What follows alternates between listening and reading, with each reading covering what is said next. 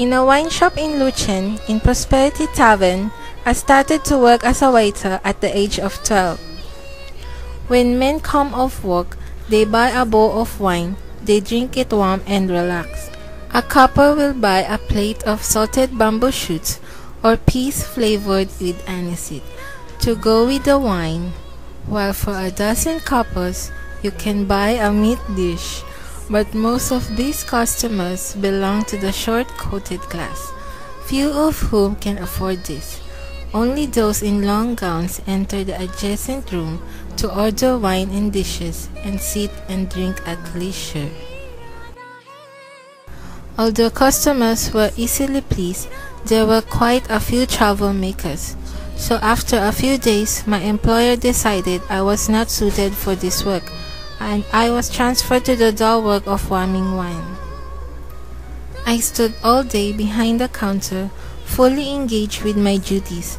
Only when Kung Ichi came to the tavern could I laugh a little.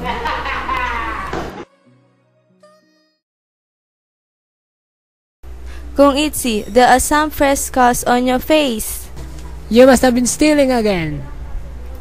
Why ruin a man good name groundlessly? Pooh, good name indeed.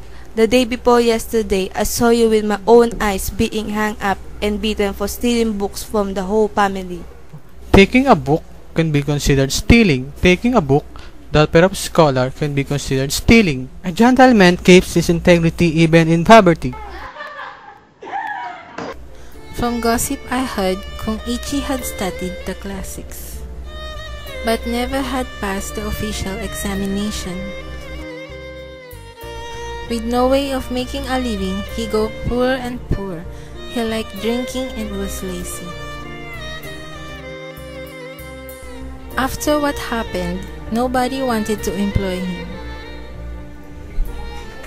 Kung Ichi, do you really know how to read? Then why you never pass exams?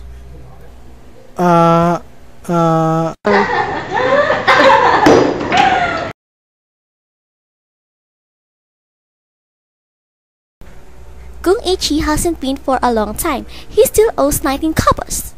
How could he come? His legs were broken in that last beating. He was stealing again. This time he was a fool enough to steal from Mr. Ting, the provincial scholar, as if anybody could go away with that. What then? What then? First he had to write a confession, then he was beaten. The beating lasted nearly all night until his legs were broken. And then?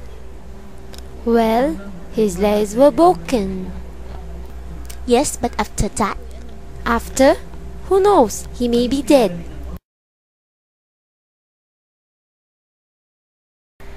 One afternoon, I was sitting when I heard a voice. Warm about a wine. Is that Kung Ichi? You still owe 90 coppers? That I'll settle next time. Here's ready money. Kung Ichi, you'll be stealing again. You like your joke?